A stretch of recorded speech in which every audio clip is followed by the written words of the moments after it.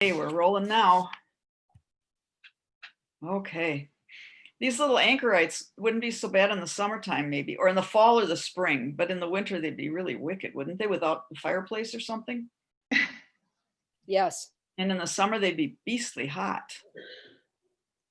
But, okay, what we're going to do tonight is we're going to look at Christine Carpenter. And they aren't sure exactly when she was born, but it was around 1316. And in 1329, she submitted a petition because, you know, as we talked before, if you wanted to be an anchorite, you had to petition the bishop because he was the one that gave you permission. And if you can't see the whole screen there, you can either move it over or go to a different video style where our pictures are in a different place. You can move that around. Just move it and then the people show up. Yeah, just put your cursor up in that top bar and hold the mouse down or the pad down, and you can drag it so that you can get that whole picture that's in the upper right hand corner if you can't see it. Anyway, Christine Carpenter, I mean, she sounds really, that's a modern name, but she wasn't. So she submitted this petition to the bishop in 1329, and she became the anchoress in Shear, England. And Shear was her home, so she didn't go anywhere else. She just stayed right in the same town she was living in. In fact, the cottages where her family lived are still there today. So if you ever get a chance to go to Shear, England, you can see where Christine Carpenter was raised, or where she was born. She was granted permission, so she was put into an anchorite area, an anchor, and she received her food and drink through a metal grating on the outside wall, which is like that picture that was on the green background. There was on the outside wall, she could, you know, have access to outside people. How old was she when she got accepted? Say it again, how old what? How old was she when she got accepted to be an anchorite? Well, they think she was born around 1316. So she was in her teens, you know. Yeah, she was a kid. Yeah. Yeah, pretty much. 23? No, 13? Am I subtracting wrong? 13. Yeah, she was very young. And that was kind of going to be maybe that's what created problems later, which I'll tell you about in a second here. So she got food and drink through a metal grating on the outside wall, and she had contact with people, at least that way. And every 3 months she would have her hair cut.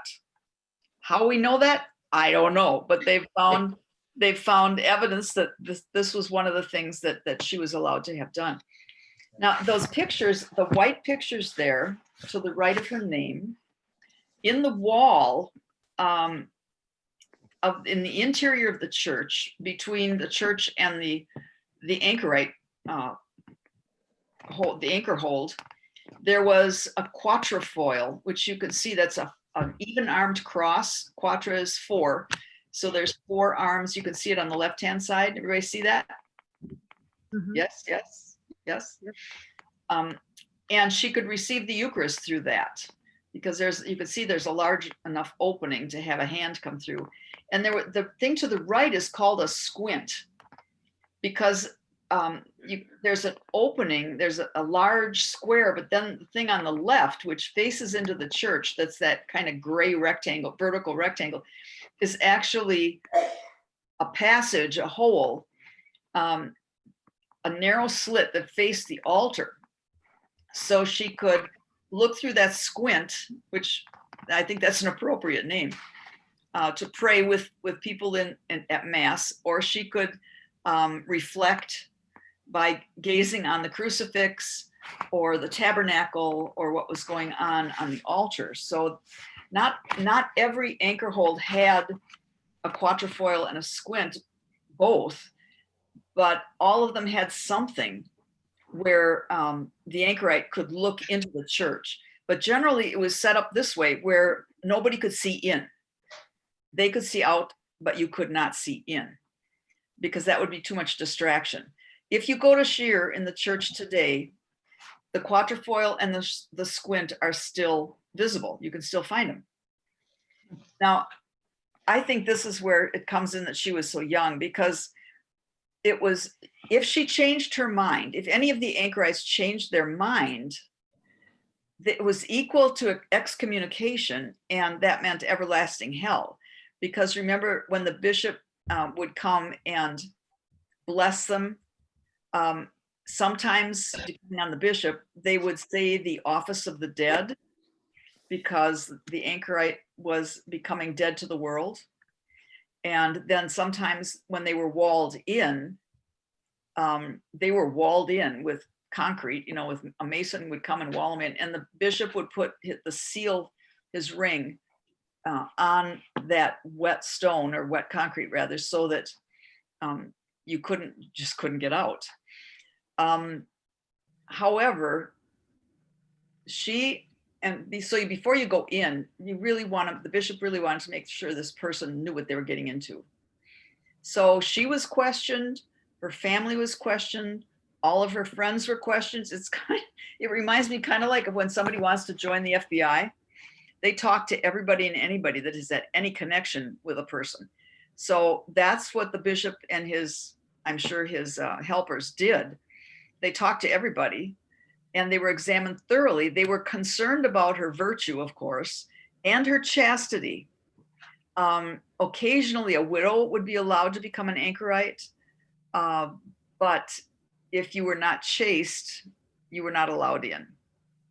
So sometime between 1329, when she went into this anchor hold, and 1332, which was 3 years, so then she would have been 16, she changed her mind and she left her cell.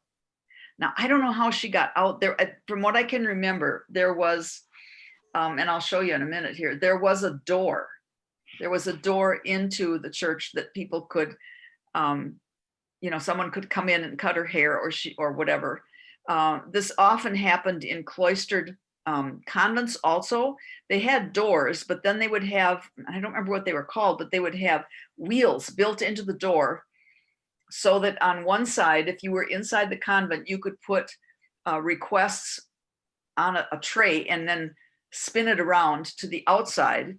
Somebody on the outside could bring something, a gift or whatever, put it on the outside of the tray and spin it so that it would come to the inside of the convent, the cloistered nuns, but nobody saw anyone. So there was a door in her anchor hold. I don't know, it doesn't look like, from what I could tell, there was anything like this spinning tray, but she did decide to leave. She left. Not a good thing. The next year, she decided that wasn't such a good idea. And so she wrote a letter, and the letter had to go to the Pope, not just the bishop. She wrote a letter to the Pope in 1333, and she requested to be re-enclosed. And the letter, and I'll quote you a little bit of it, it must have been written not by her. I don't think she was literate at all. It was probably written by somebody that could read or write, because of the way it was written. And it requested her return, quote, lest by wandering any longer about the world, she be exposed to the bites of the rapacious wolf, unquote. Fancy schmancy way of saying, if she comes out, if she stays in the world, she's going to sin terribly. Let's get her back in. And it went on to say, if she behaved herself from then on, she would be granted a penance in proportion to her sin, was the answer that came back. A penance in proportion to her sin. If, however, she neglects to come to you, if she neglects to come back to the church, henceforth she shall lapse into the sentence of excommunication. So if she decided to lapse again, or if she decided not to go back, she would be excommunicated. She did return, and thus she was saved from the eternal damnation and the fires of hell. I don't know if that would, apparently for her, that was enough of a threat. And I'm sure for many people in those years, the threat of excommunication was absolutely terrifying, because it guaranteed that you were going to go to hell. The Pope did excommunicate some interesting people along the years. One was Galileo, and it wasn't until, I think it was John the 23rd, Galileo was reinstated and could get out of wherever he was and go to heaven. Now, I like to think of God standing at the gate and saying to Galileo, I think they made a mistake this time, and telling him to come on in. So she returned, and it may be that at that time, and I don't know, but that the only doorway out of her anchor hold was walled up. It was replaced with a solid wall, because there is a spot where there was a door and it is now a solid wall.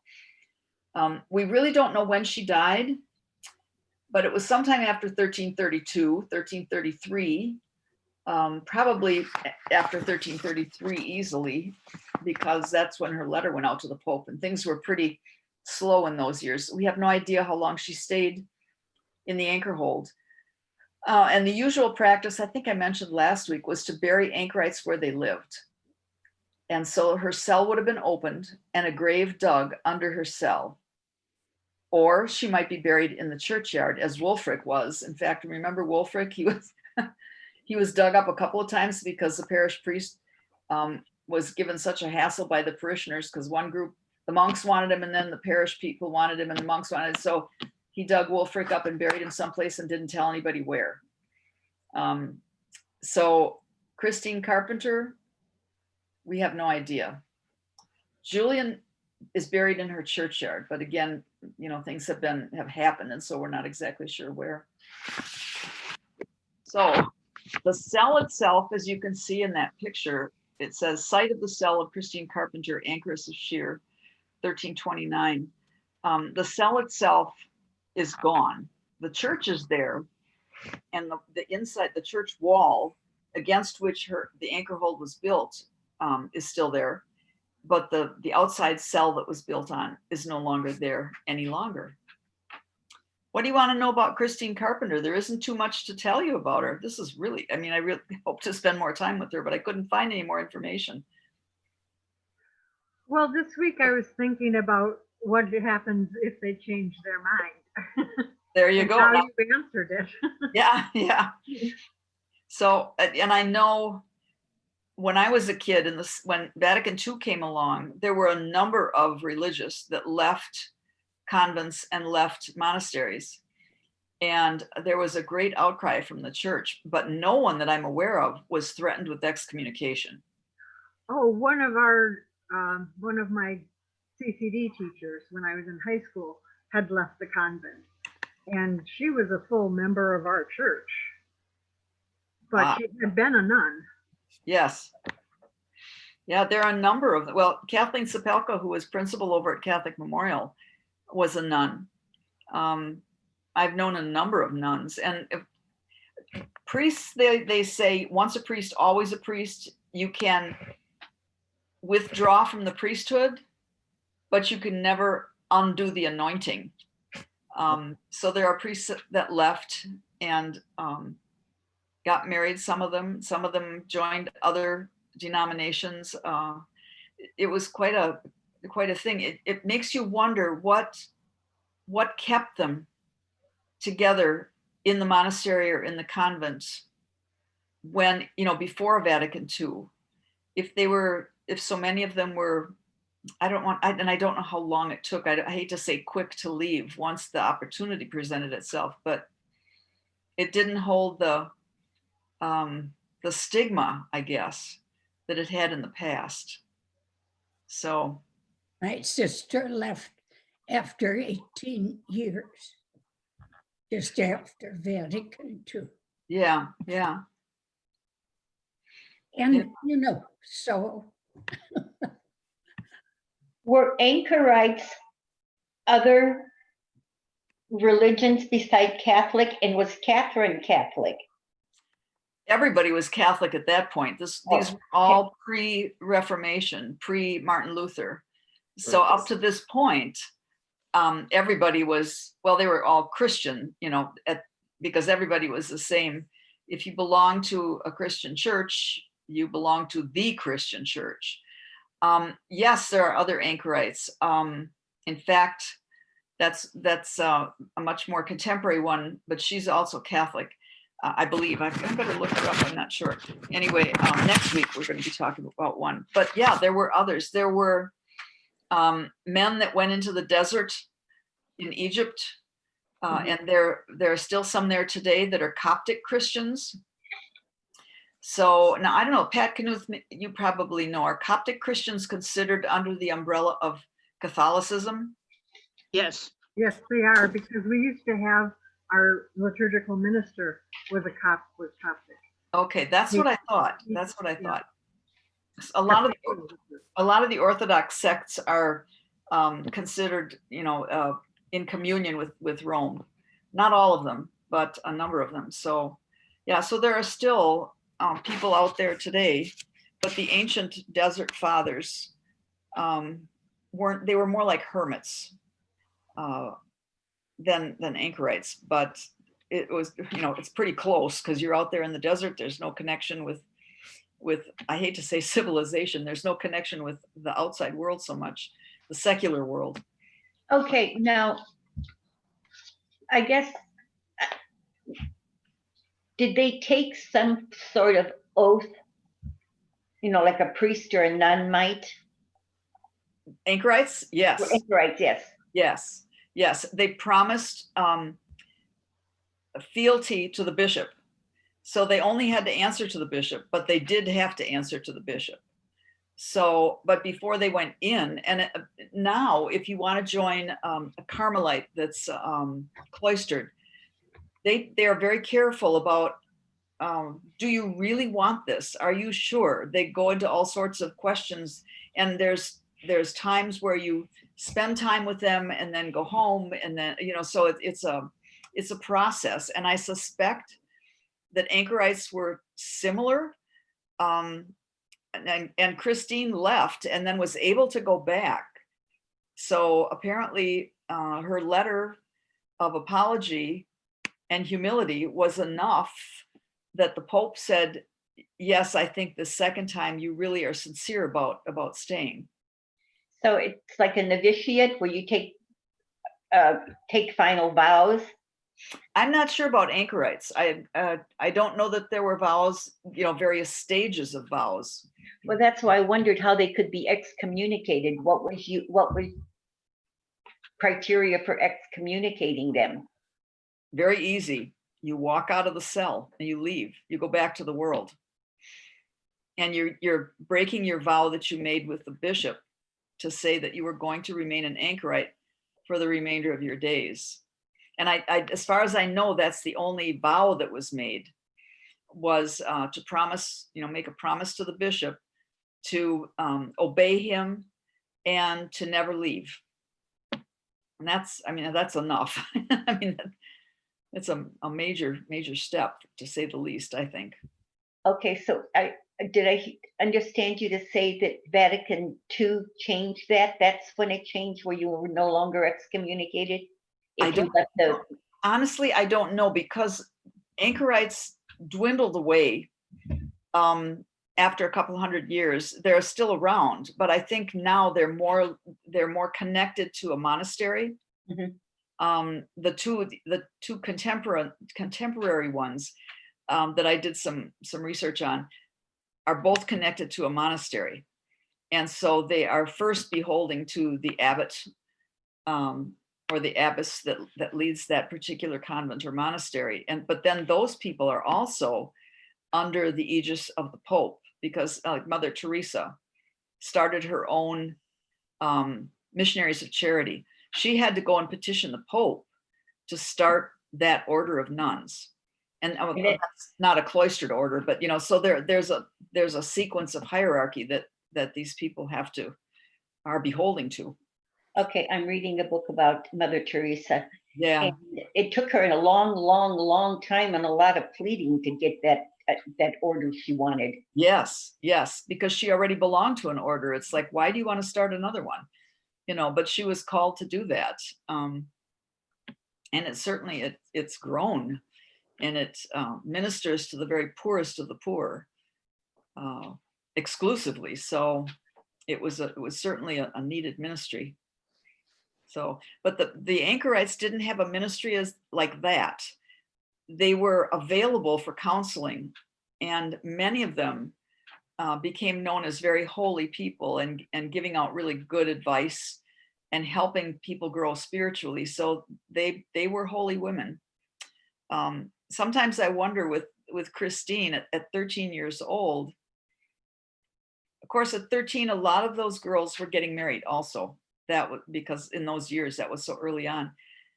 You know, maybe she thought it would be an escape. Maybe she thought it would give her not power exactly, but allow her to be her own person. Control. And then once she got in there, decided that, oh, this is much more difficult than I anticipated. Hard telling at this distance. And you weren't able to find any of her writings? Nothing. Or- I don't think she could write, because Okay. the letter that was sent to the Pope is in third person. Oh, yeah, that's right. Yeah, it So- says she will do this and she will do that, rather than I will do this and I will do that. So I don't think she was literate at all. Julian was literate, Right. Julian of Norwich, because her writings are available.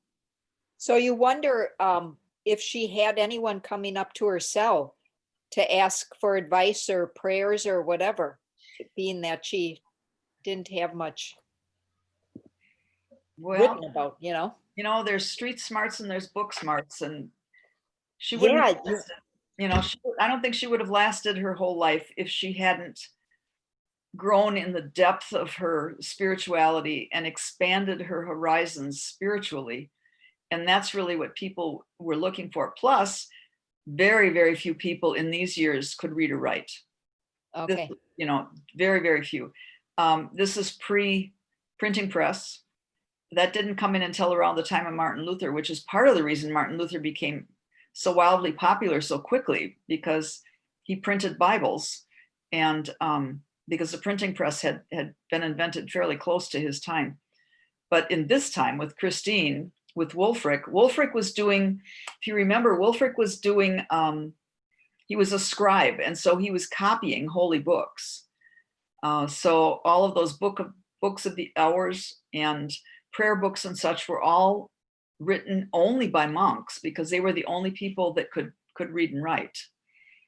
So, and it cost a lot of money. And if you were a nobleman and you had been trained to read, you'd have to pay a hefty sum to get a prayer book printed for you. And it would take a year to have something printed up. So, you know, things moved much more slowly as far as writing and reading was concerned. But people can really be, really holy and have depth of feeling without having a lot of skills. I mean, if you think of people, even now, that are blind, sometimes they're discriminated against because people don't think they're very smart. I saw something the other day, a special of an architect who was a regular sighted architect, and then he went blind over something. I don't remember what it was, macular degeneration perhaps. And he taught himself to do architectural drawings in Braille. And I mean, just amazing, just Wow. amazing.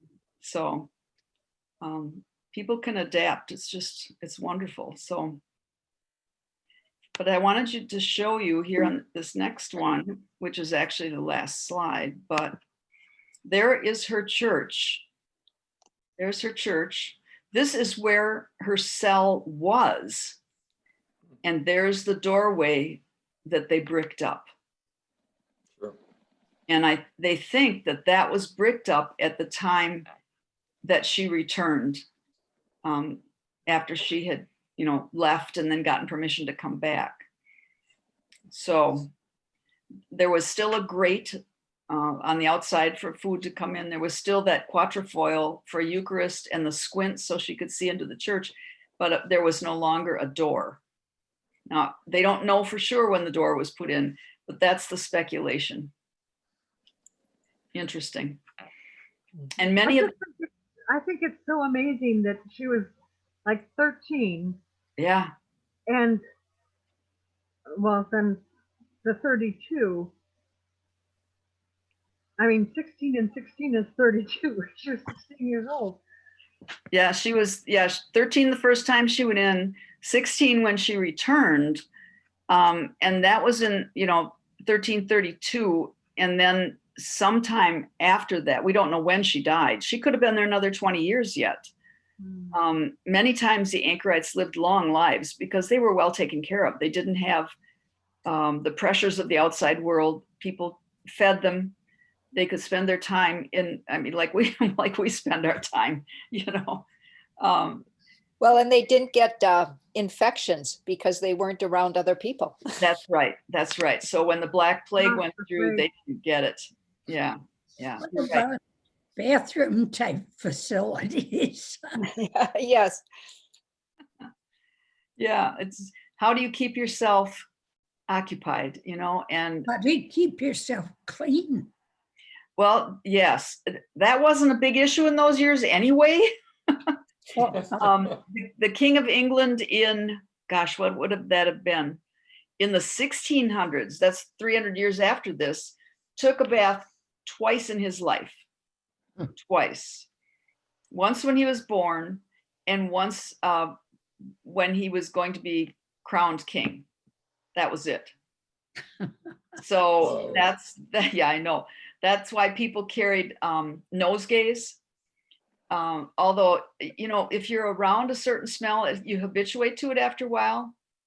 I know I spent some time teaching in the Czech Republic, and at one point, a bunch of people and I, two teachers, and a van full of people, Czech people, wonderful, wonderful people, went to one of these spas, and we piled into this van. And a lot of Europeans do not believe in opening car windows, especially Eastern Europeans. We're going to get a sore neck. It's going to, we're going to get a stiff neck. We're not going to open any of the windows. So and it's summer. Well, use your imagination, very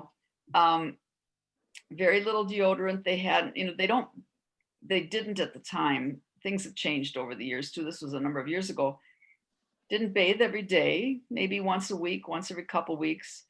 And so as we're going along, I had to breathe through my mouth and close off my nose, because, and that was just fine because they were used to that. And if I were around enough, I'd get used to that too. So I think that's what was she doing to get dirty other than sweating? They weren't out working in the fields and all of that. So sweat was a good, clean, holy smell. Fragrance, pardon me, fragrance. Aroma. Aroma, I like that. So, yeah, there are all sorts of considerations when you think about it.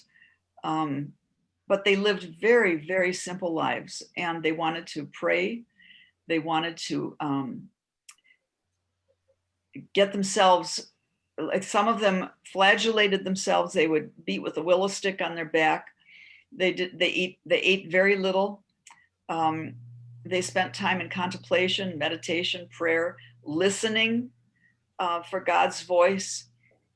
That was, and then talking, with people that came to them for advice or for blessings. Some of them, like Wulfric, was said to have miracles. He could heal people.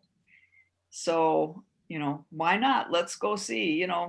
Grandma's not feeling real well. She's got this open sore on her arm. Let's take her over to Wulfric's and see what he can do for her. So they were kept busy. In fact, I don't know if it was Julian. One of them was complaining that they didn't have time for themselves because they were being bothered all the time. And I think that was Julian. And so the bishop restricted the hours that she could talk to people so she could spend more time in prayer. So before we stop, you might want to go to YouTube and search for the last Anchorite, the last Anchorite. And I'll say it again in a minute. Go to YouTube and in the search bar, put in the last Anchorite. What should come up, and it has every time I've looked, is a man who is a Coptic Christian He has a big long gray beard down to about here and a black hat. And he's dressed in black robes, and he's, you see a little bit of his torso like you're seeing us. And he originally was from Australia, and he is an anchorite in Egypt today. The video, it actually is a documentary, and so it's kind of long, but you can fast forward, and he does talk at one point about what it's like to be an anchorite, because he considers himself not just a hermit, but an anchorite. He has spent some of his time in a cave, but he is an English speaker, and he does not speak fluent Arabic, and no one else speaks English. So he cannot communicate with his fellow monks. So even though he's living in a monastery with other monks, he is somewhat isolated because none of them know his language. And he's been there a number of years, so he knows enough Arabic now and all, but it's very interesting. It shows the kind of land he's living in, which would be the same kind of land the Desert Fathers were living in, and what the monastery looks like. It's quite a complex there. And he's interviewed. Very interesting. So YouTube, The Last Anchorite. Okay, we're early, but that's okay, I hope. Got any other comments or questions for us? Once again, who's next week? Next week is a woman known as Nazarena of Jesus. Nazarena of Jesus. She was an American, and so she had a regular American name, but then when she joined and became an anchorite, she took the name Nazarena of Jesus. So we'll talk about her next week. Is she the more modern one you mentioned Yes. last week? Okay.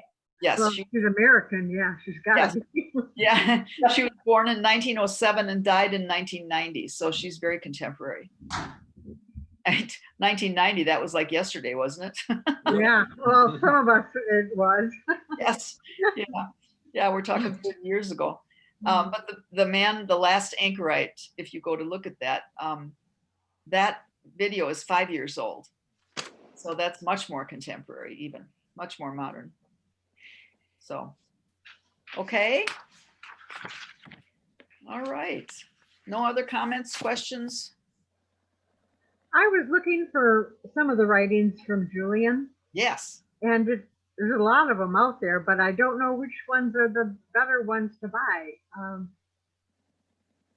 Let me do some putzing with it, and then I can let you know next week, because there are some that I found really, really useful. I don't have any left because I keep passing things on to people I think would like them. So even though I was an English teacher and I inhale books, if I had books everywhere, I wouldn't have any place to sleep.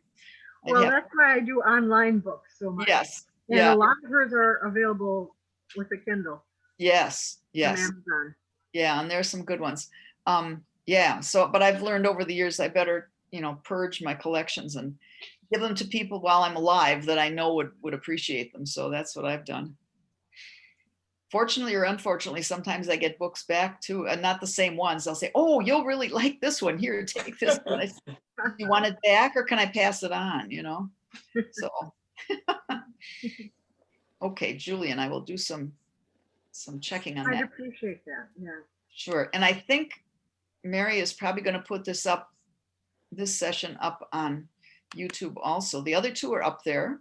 If you go to, oh, am I off mute? Yeah. Catholic Community of Waukesha Formation. They will come up if you want to tell anyone else who wants to listen to them. You have to type that all in. Catholic Community of Waukesha Formation. A slash in between there, or just Nothing. Nope. It's if you Just- go to YouTube and type that in, just Gotcha. as, and they're both there. okay? Excellent. And I will upload this one tomorrow. Okay. So, It's just really weird just to listen to myself talk. yes, so if you guys have friends or something that would like to listen, that's where they are. If you have questions, just email me Or me. or Mary Ann, yes. Okay, there's a closing prayer up there. So let's do that.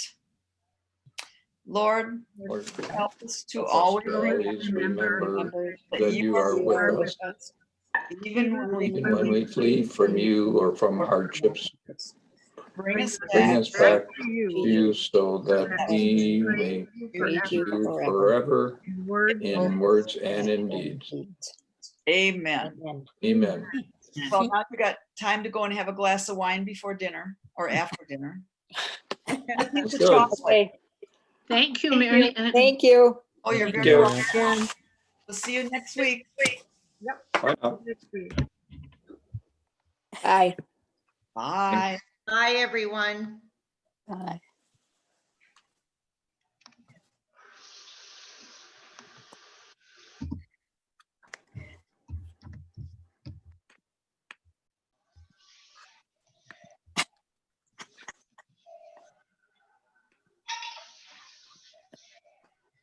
Mary, you look so good. Oh, thank you. Do you And so feel do you. good? Do you feel good? Some days I do, yeah. Well, you're doing what everyone else is doing, right, Suzanne? We're just, Sitting, sitting, sitting, sitting. yep, yep. It's nice seeing you. Nice to see you. You too, Suzanne. I see Suzanne at At Cup of Joe, Cup of Joe. Yep. so that's good. All right, we'll see you next week. Okay, sounds good. Thank you. Thank you.